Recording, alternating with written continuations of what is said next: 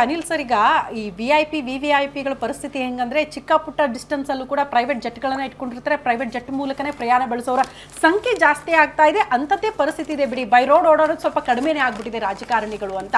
But ಈ private ಜೆಟ್ಗಳನ್ನ ಇಟ್ಕೊಂಡಾಗ ಈ ರೀತಿ ಓಡಾಡೋದ್ರಿಂದ ಅತಿ ಹೆಚ್ಚಿನ ಅವಘಡಗಳಿಗೆ ಸಾಕ್ಷಿ ಆಗ್ತಾ ಇದೆಯಾ ಅಂತ ಆಗ್ಲೇ ದಯಾನಂದ್ ಸರ್ ಹೇಳ್ತಾ ಇದ್ರು. ನೋಡಿ, ಏನೇ ನಿಯಮಗಳಿದ್ರು ಕೂಡ ಅದು ಪ್ರೈವೇಟ್ ಜೆಟ್ ಅಲ್ಲಿ ಆ ನಿಯಮಗಳು ಇಂಪ್ಲಿಮೆಂಟ್ ಮಾಡ್ತಾರ, ಅದನ್ನ ಫಾಲೋ ಮಾಡ್ತಾರ ಅನ್ನೋದ್ರ ಬಗ್ಗೆ ಯಾರಿಗೂ ಗಮನಕ್ಕಿರಲ್ಲ ಅಂತ. ಸೊ ಇರುವಂತಹ ನಿಯಮಗಳನ್ನ ಫಾಲೋ ಮಾಡದೆ ಇಂಥ ಅವಘಡಗಳು ಮೇಲಿಂದ ಮೇಲೆ ಆಗ್ತಾ ಇದೆಯಾ ಅನ್ನೋದು ಪ್ರಶ್ನೆ, ಪ್ರೈವೇಟ್ ಜೆಟ್ ಆಗಿರೋದ್ರಿಂದ. ಈ ಪ್ರೈವೇಟ್ ಜೆಟ್ಗಳು ಏನಾಗುತ್ತೆ,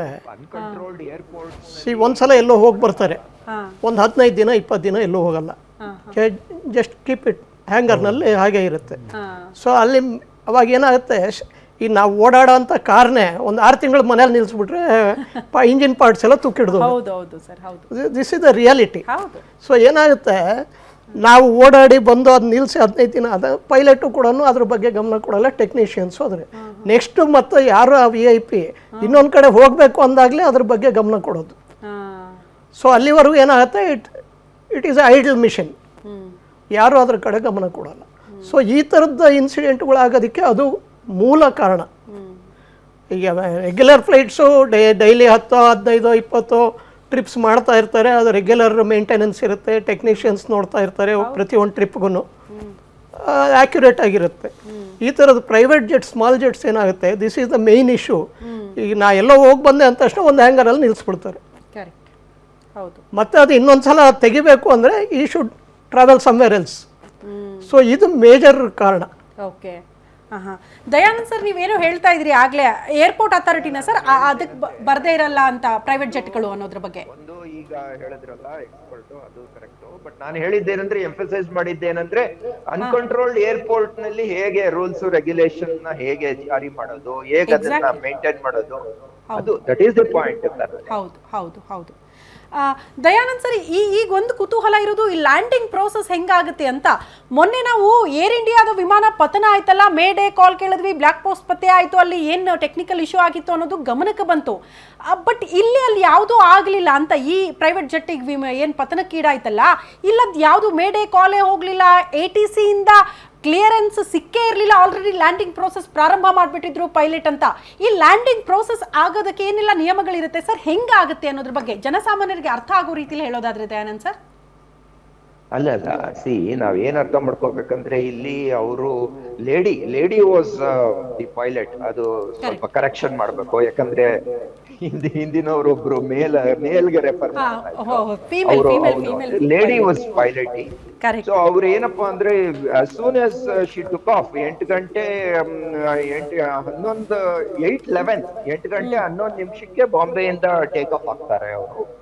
ಆಮೇಲಿಂದ ಟೇಕ್ ಆಫ್ ಆಗಿದ್ದ ಸ್ವಲ್ಪ ಹೊತ್ತಿಗೆನೆ, ಐ ಥಿಂಕ್ 7 ನಿಮಿಷಕ್ಕೆನೆ ಅವರು ಶಿ ವಿಲ್ ಎಸ್ಟಾಬ್ಲಿಷ್, ಅಂದ್ರೆ this is as per the ministry of civil aviation report. ಅವ್ರು ರಿಲೀಸ್ ಮಾಡೋ ರಿಪೋರ್ಟ್, ಇವತ್ತು ಬೆಳಿಗ್ಗೆ ರಿಪೋರ್ಟ್ ರಿಲೀಸ್ ಮಾಡಿದ್ದಾರೆ.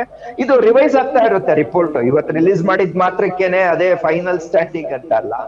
ಅವ್ರ ಪ್ರಕಾರ ಇನ್ನು 7 ನಿಮಿಷಕ್ಕೆ, ಈ 7 minutes ಆಫ್ಟರ್ ಟೇಕ್ ಆಫ್, ಅವರು she establishes, the pilot establishes contact with the Baramati ATC.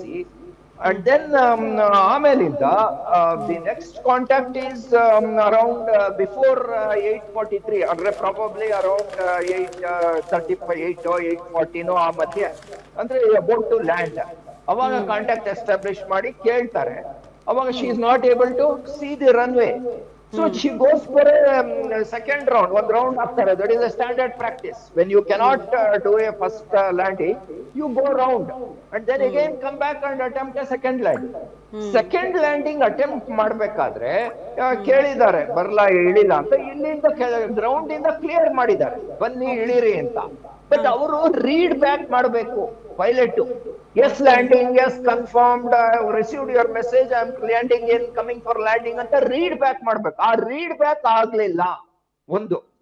And ಆಗ್ಲೇ ಹೇಳಿದಾಗೆ ಮೇಡೇ ಸಿಗ್ನಲ್ ಕೊಡ್ಲಿಲ್ಲ. ಅಂದ್ರೆ something very sudden has happened ಅಂತ ಒಂದು ಸೂಚನೆ ಬರ್ತಾ ಇದೆ. That is coming out. That is all I want to say.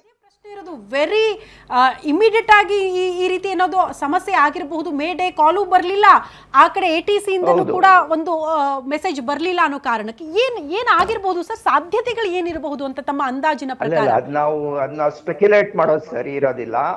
Ground ATC ಇಂದ ಲ್ಯಾಂಡ್ ಮಾಡಿ ಅಂತ ಹೇಳಿದ್ರು, ಬಟ್ ಇವ್ರು ಲ್ಯಾಂಡಿಂಗ್ ಕ್ಲಿಯರೆನ್ಸ್ ಕೊಟ್ರು, ಬಟ್ ಇವರು ರೀಡ್ ಬ್ಯಾಕ್ ಮಾಡ್ಲಿಲ್ಲ. Read back is the word used. They should read back, yes landing, confirming landing ಅಂತ read back ಮಾಡೋದು. ಅದು ರೀಡ್ ಬ್ಯಾಕ್ ಮಾಡ್ಲಿಲ್ಲ. ಆಮೇಲೆ ಮೇಡೇನು ಸಿಗ್ನಲ್ ಕೊಡ್ಲಿಲ್ಲ. This is what is appearing now. Correct. This is what is being reported as on now. Okay, ನಮ್ಮೆಲ್ಲ ಪ್ರಶ್ನೆಗಳಿಗೆ ಉತ್ತರ ಸಿಗಬೇಕು ಅಂದ್ರೆ ಬ್ಲಾಕ್ ಬಾಕ್ಸ್ ಸಿಗೋ ತನಕ ಒಂದಷ್ಟು ಅನುಮಾನಗಳು ಇದ್ದಿದ್ದೇ ಫುಲ್ ಇದರಲ್ಲಿ ಅಂತ. ಇನ್ವೆಸ್ಟಿಗೇಷನ್ ಆಗ್ಬೇಕು. Yes, Full yes, sir. investigation.